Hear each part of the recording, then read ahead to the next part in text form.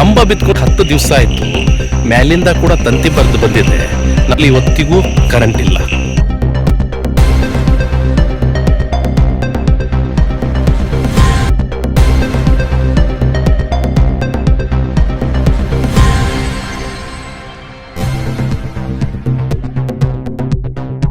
ನಮಸ್ಕಾರ ವೀಕ್ಷಕರೇ, ನಾನು ನಿಮ್ಮ ರಾಘುನಾಯ್ಕ್ RN24 ವಾಯ್ಸ್ ಕಾರವಾರ.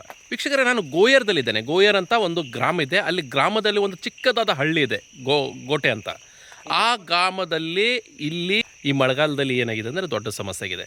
10 ದಿವಸ ಆಯಿತು ಹೆಸ್ಕಾಂ ಅಧಿಕಾರಿಗಳಿಗೆ ಹೇಳ್ತಾ ಇದ್ದಾರೆ, ಆದರೆ ಯಾರೂ ಹೆಸ್ಕಾಂ ಅಧಿಕಾರಿಗಳು ಯಾರೂ ಕೂಡ ಇನ್ನೂವರೆಗೆ ಈ ಒಂದು ಗ್ರಾಮದಲ್ಲಿ ಬಂದ್ಕೊಂಡು ಈ ಒಂದು ಸಮಸ್ಯೆನ ಬಗೆಹರಿಸಲಿಲ್ಲ. ಇಲ್ಲಿ ಏನು ಮಾಡಿದ್ದಾರೆ ಅಂದರೆ ನೋಡಿ, ಎಷ್ಟು ಸಲ ಇಲ್ಲಿ ಗ್ರಾಮದವರು ಫೋನ್ ಮಾಡಿದ್ದಾರೆ ನೋಡಿ, ಎಷ್ಟು ನಿಷ್ಕಾಳಜಿ ನಮ್ಮ ಹೆಸ್ಕಾಂ ಅಧಿಕಾರಿಗಳಾಗಲಿ, ಹೆಸ್ಕಾಂ ಲೈನ್ಮ್ಯಾನ್ ಆಗಲಿ, ಹೆಸ್ಕಾಂ ಡಿಪಾರ್ಟ್ಮೆಂಟ್ ಆಗಲಿ. ನಾನು ಯಾಕೆ ಹೇಳ್ತಾ ಇದ್ದೇನೆಂದರೆ, ಹೆಸ್ಕಾಂ ಅಧಿಕಾರಿ ಲೈನ್ಮ್ಯಾನಿಗೆ ನಾನು ಬೈತಾ ಇಲ್ಲ, ಆದರೆ ಇಲ್ಲಿ ಒಂದು ಜೀವ, ಯುವಕರ ವಿದ್ಯಾರ್ಥಿಗಳ ಮಕ್ಕಳ ಜೀವ ಹೋಗುವಂಥ ಸಂಭವಿತ್ತು. ಅದು ದೇವರು, ಇಲ್ಲಿ ಒಂದು ಗ್ರಾಮದ ದೇವರು ಅವ್ರಿಗೆ ಕಾಪಾಡಿದೆ. ಏನಂದರೆ ನೋಡ್ತಾ ಇರಿ, ನಾನು ವೀಕ್ಷಕರಿಗೆ ಏನು ಕಾಣಿಸ್ತಾ ಇದ್ದೇನೆ ಅಂದರೆ, ಇಲ್ಲಿ ಕಂಬ ಬಿದ್ದೋಗಿದೆ. 10 ದಿವಸ ಆಯಿತು ನೋಡಿ. ಇದೇ ಲೈನು ನಾನು ಕಾಣಿಸ್ತಾ ಇದೆ, ಇದು ರಸ್ತೆ, ಹೋಗುವ ರಸ್ತೆ. ಈ ರಸ್ತೆಯಲ್ಲಿ ಒಂದು ಕಂಬ ಇತ್ತು, ವಿದ್ಯುತ್ತದು ತಂತಿಗೆ ಒಂದು ಕಂಬ ಇತ್ತು. ಆ ಕಂಬ ನೋಡಿ ಯಾವ ರೀತಿ ಬಿದ್ದಿದೆ, ಕಟ್ಟಾಗಿ ಮುರಿದು ಬಿದ್ದಿದೆ ನೋಡಿ, ಯಾವ ರೀತಿ ಮುರಿದು ಬಿದ್ದಿದೆ. ಅದ್ರ ಮೇಲೆ ಒಂದು ಮರ ಬಿತ್ಕೊಂಡು ಆ ಕಂಬನೇ ಮುರಿದು ಬಿದ್ದಿದೆ ನೋಡಿ. ಈ ಕಂಬಕ್ಕೆ ಯಾವುದೇ ಕೂಡ ಸೇಫ್ಟಿ ಇಲ್ಲ. ಈ ನೋಡಿ, ನಾನು ಹೇಳ್ತಾ ಇದ್ದೇನೆ, ಮುಂಚೆ ಕಂಬ ಯಾವ ರೀತಿ ಬರ್ತಿತ್ತು, ಈಗಿನ ಕಂಬಕ್ಕೆ ನೋಡಿ, ಇದು ಚಿಕ್ಕದಾದ ಒಂದು ರಾಡ್, ಇದು ಕೇಳ್ತದೆ. ಅದು ಮುಂಚೆ ಇಷ್ಟು ದಪ್ಪ ರಾಡ್ ಬರ್ತಿತ್ತು, ಆದರೆ ಈಗ ನೋಡಿ ಎಷ್ಟು ಸಣ್ಣದಾಗಿ ಬರ್ತಾ ಇದೆ.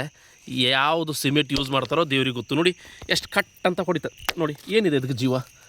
ಏನೂ ಇಲ್ಲ ನೋಡಿ, ಹೆಂಗೆ ಹೊಡೆದೋಗ್ತದೆ ನೋಡಿ. ಇದು ಸಿಮೆಂಟಿಂದು ಕಂಬ ನೋಡಿ. ಮುಂಚಿನ ಕಂಬಕ್ಕೆ ಮತ್ತು ಈ ಕಂಬಕ್ಕೆ ಎಷ್ಟು ವ್ಯತ್ಯಾಸ ಇದೆ ನೋಡಿ. ನಾನು ಹೇಳ್ತಾ ಇದ್ದೇನೆ ನೋಡಿ, ಹೀಗೆ ಹೊಡೆದೋಗ್ತದೆ ನೋಡಿ. ಇದು ಈ ಎಲ್ಲ ಈ ಬೋಗಸ್ ಕಂಬ ಹಾಕಿ ಇಲ್ಲಿ ಪಾಪ ಜನರಿಗೆ ಮೋಸ ಮಾಡ್ತಾಯಿದ್ದಾರೆ, ನಮ್ಮ ಕಾರವಾರ ಜನರಿಗೆ ಮೋಸ ಮಾಡ್ತಾಯಿದ್ದಾರೆ ನೋಡಿ. ಮುಂಚೆ ಯಾವ ರೀತಿ ಕಂಬ ಬರ್ತಿತ್ತು, ಎಷ್ಟು ಗಟ್ಟಿಯಾದ ಕಂಬ ಮತ್ತು ಒಳಗಡೆ ಎಷ್ಟು ರಾಡ್ ಇರ್ತಿದ್ದು, ಯಾವ ರೀತಿ ಪವರ್ಫುಲ್ಲಾಗಿ ಸಿಮೆಂಟನ್ನು ಯೂಸ್ ಮಾಡ್ತಿದ್ರು. ಆದರೆ ಅಂಥದ್ದು ಏನಿಲ್ಲ ಇವಾಗ. ಇದು ನೋಡಿ, ನಾನು ಕಾಣಿಸ್ತಾ ಇದ್ದೇನೆ, ಇದು ಕಂಬದ್ದು ತಂತಿ. ಈ ಕಂಬದ ತಂತಿ ನೋಡಿ ರಸ್ತೆ ಮೇಲೇ ಇದೆ. ಇಲ್ಲಿ ನೋಡಿ ರಸ್ತೆ ಮೇಲೇ ಇದೆ. ವಿದ್ಯಾರ್ಥಿಗಳು ನೋಡಿ ಕೆಳಗೂ ಕೂಡ ಬಿದ್ದಿದೆ. 10 ದಿವಸ ಆಯಿತು ಕಂಪ್ಲೇಂಟ್ ಕೊಟ್ಕೊಂಡು, ಯಾವ ಒಬ್ಬ ಹೆಸ್ಕಾಂ ಅಧಿಕಾರಿಗಳು ಬರಲಿಲ್ಲ. ಇಲ್ಲಿ ನೋಡಿ ಚಿಕ್ಕ ಚಿಕ್ಕ ವಿದ್ಯಾರ್ಥಿಗಳಿದ್ದಾರೆ ಈ ಗ್ರಾಮದಲ್ಲಿ. ಏನು ಹೇಳ್ತಾರೆ ಕೇಳುವ. ಯಾವಾಗ ಬಿತ್ತಿದ್ದು? 10 ದಿವಸ ಆಯ್ತು ಸರ್. ನಾವು ಹೇಳಿದ್ದೀವಿ ಎಲ್ಲರಿಗೆ, ತಂತಿ ಬೀಗ ನಾವು ಕಾಲೇಜಿಗೆ ಹೋಗ್ತೀವಿ ಅಂತ. ನಾವು ಯಾವ ಕಾಲೇಜಿಗೆ ಹೋಗ್ತೀರಿ ನೀವು? ಉಳ್ಗಾ ಕಾಲೇಜ್. ಬೆಳಿಗ್ಗೆ 6 ಗಂಟೆಗೆ ಹೋಗ್ತೀವಿ ಸರ್ ಇಲ್ಲಿಂದ. ತಂತಿ ಬಿದ್ದಿದ್ದು ನಮಗೆ ನಾವು ಹೇಳ್ಕೊಂಡು ಆಗಿತ್ತು ಸರ್ ಅದು ಎಲ್ಲರಿಗೆ. ಈಗ ನಿಮ್ಮ ಮನೆಯಲ್ಲಿ ಎಲ್ಲೂ ಕೂಡ ಕರೆಂಟ್ ಇಲ್ಲ, 10 ದಿವಸ ಆಯಿತು. ಎಲ್ಲಿ ಇಲ್ಲ ಸರ್, ನಿಮ್ಮ ಮನೆ ಈ ಗ್ರಾಮದಲ್ಲಿ ಎಲ್ಲಿ ಇಲ್ಲ. ಈಗ ಹೇಗೆ ಅಭ್ಯಾಸ ಮಾಡ್ತೀರಾ ನೀವು? ನೀವು ಹೇಗೆ ಅಭ್ಯಾಸ ಮಾಡ್ತೀರಾ?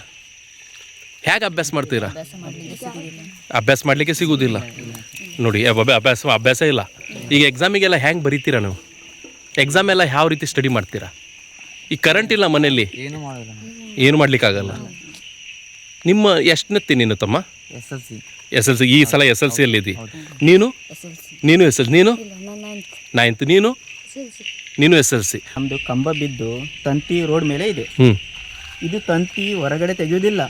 ನಾವು ಎಷ್ಟು ಕಂಪ್ಲೇಂಟ್ ಮಾಡಿದ್ರು ಅವರು ಬಂದು ನೋಡ್ಕೊಂಡು ಹೋಗ್ತಾರೆ ಅಷ್ಟೇ. ಇದು ತಂತಿ ಈ ರೋಡ್ ಮೇಲೆ ಇದ್ರೆ ನಮ್ದು ಊರಿನ ಜನರು ಇಲ್ಲೇ ರೋಡಿಂದ ಓಡಾಡುವುದು, ಇದು ರಸ್ತೆ ನಮ್ದು. ನೋಡಿ, ಯಾರ ಮೇಲೆ ಬೀಳಲಿಲ್ಲ, ಅದು ಭಗವಂತ ಕಾಪಾಡಿದಾನೆ. ಇಲ್ಲ ಪಾಪ ವಿದ್ಯಾರ್ಥಿಗಳು, ಶಾಲಾ ಮಕ್ಕಳು, ಕಾಲೇಜ್ ಮಕ್ಕಳು, ವಿದ್ಯಾರ್ಥಿಗಳು ಅವ್ರ ಮೇಲೆ ಬಿದ್ರೆ ಏನಿತ್ತು ಇವತ್ತು ಪರಿಸ್ಥಿತಿ? ಈಗ ಸಣ್ಣ ಮಕ್ಕಳು ಹೋಗ್ತಾರೆ, ಸೈಕಲ್ ತಗೊಂಡು ಹೋಗ್ತಾರೆ. ಈ ತಂತಿ ಮೇಲೆ ಹೋಗ್ಕೊಂಡು ಸೈಕಲ್ ತಗೊಂಡು ಹೋಗಿದ್ರೆ ಬಿದ್ದರೆ ಯಾರು ಜವಾಬ್ದಾರಿ ಸರ್?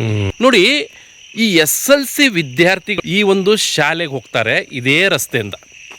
ಪಾಪ ಅವ್ರು ಏನು ಹೇಳ್ತಾ ಇದ್ದಾರೆ ಅಂದರೆ, ಈ ಕಂಬ ಬಿತ್ಕೊಂಡು ನಮ್ಮ ಮನೆಗೆ 10 ದಿವಸ ಆಯಿತು, ಮ್ಯಾಲಿಂದ ಕೂಡ ತಂತಿ ಬರೆದು ಬಂದಿದೆ, ನಮ್ಮ ಮನೇಲಿ ಇವತ್ತಿಗೂ ಕರೆಂಟ್ ಇಲ್ಲ, ವಿದ್ಯುತ್ ಸಂಪರ್ಕ ಇಲ್ಲ. ಸರ್ಕಾರ ಹೇಳ್ತದೆ ವಿದ್ಯಾರ್ಥಿಗಳೇ ಶಾಲೆ ಕಲೀರಿ ಅಂತ. ಇದೇನಾ ಶಾಲೆ ಕಲಿಯೋದು? ಒಂದು ವಿದ್ಯುತ್ ಕೊಡ್ಲಿಕ್ಕೆ ಆಗೋದಿಲ್ಲ ನಿಮಗೆ ಮನೆಯಲ್ಲಿ. ಪಾಪ ಈ ಮಕ್ಕಳು ಶಾಲೆಗೆ ಹೇಗೆ ಹೋಗ್ಬೋದು? ವ್ಯವಸ್ಥೆನೂ ಇಲ್ಲ ಕರೆಕ್ಟಾ? ನಿಮ್ಗೆ ಶಾಲೆಗೆ ಹೋಗ್ಲಿಕ್ಕೆ, ಸ್ಕೂಲಿಗೆ ಹೋಗ್ಲಿಕ್ಕೆ, ಕಾಲೇಜಿಗೂ ಬಸ್ಸಿನ ವ್ಯವಸ್ಥೆನೂ ಇಲ್ಲ ಪಾಪ ಈ ಗ್ರಾಮದಲ್ಲಿ. ಆದರೆ ಕರೆಂಟೂ ಇಲ್ಲ, ಮತ್ತು ಸ್ಟಡಿ ಹೆಂಗೆ ಮಾಡ್ತೀರಾ ಪಾಪ ನೀವು? ಈಗ ನೋಡಿ ನಮಗೆ ವಿದ್ಯುತ್ ಇಲ್ಲ ಆದರೆ ನಾವು ಸ್ಟಡಿ ಹೇಗೆ ಮಾಡೋದು? ನಮಗೆ ನಾವು ಗದ್ದೆ ಕೆಲಸ ಮಾಡ್ತೀವಿ.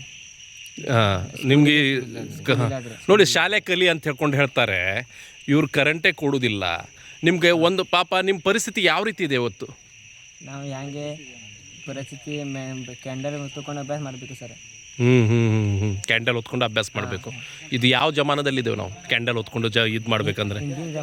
ಮತ್ತೆ ನಿಮ್ಮ ಅಜ್ಜಂದಿರು ಅದೇ ರೀತಿ ಮಾಡ್ತಿದ್ರು, ಈಗ ನೀವು ಅದೇ ರೀತಿ ಮಾಡ್ತಾ ಇದ್ರಿ. ಯಾವಾಗ ಸುಧಾರಣೆ ಆಗೋದು? ನಮ್ಮ ಕಾರವಾರ ತಾಲೂಕು ಯಾವಾಗ ಸುಧಾರಣೆ ಆಗೋದು? ನಮ್ಮ ಜಿಲ್ಲೆ ಯಾವಾಗ ಸುಧಾರಣೆ ಆಗೋದು? ಎಲ್ಲರಿಗೆ ಹೇಳ್ಕೊಂಡಾಯ್ತು ಸರ್, ತಂತಿ ಹಾಕ್ರಿ ಅಂತ 10 ದಿವಸ ಹಾಕೊಂಡು ಹೋಗ್ತೀವಿ ಸರ್. ರಿಕ್ಸ್ ತಗೊಳ್ಳಿಲ್ಲ ಸರ್. ಈ ವಿದ್ಯಾರ್ಥಿಗಳು ಏನು ಹೇಳ್ತಾ ಇದ್ದಾರೆ, ನಮಗೆ ಶಾಲೆನೇ ಬೇಡ, ಯಾಕಂದರೆ ನೀವು ಶಾಲೆ ಕಲಿ ಅಂತ ಹೇಳ್ತೀರಾ. ನಾವು ಇವತ್ತು SLC ದಲ್ಲಿದ್ದೇವೆ, ನಾಳೆ ಹೇಗೆ ಅಭ್ಯಾಸ ಮಾಡಬೇಕು, ಹೇಗೆ ಪಾಸಾಗಿ ನಾವು ಕಾಲೇಜಿಗೆ ಹೋಗಬೇಕು, ನಮ್ಗೆ ಶಾಲೆನೇ ಬೇಡ, ಗದ್ದೆ ಕೆಲಸಕ್ಕೆ ಹೋಗ್ಬಿಡ್ತೀವಿ. ಯಾಕಂದರೆ 10 ದಿವಸ ಆಯಿತು ಮನೆಗೆ ಕರೆಂಟ್ ಇಲ್ಲ.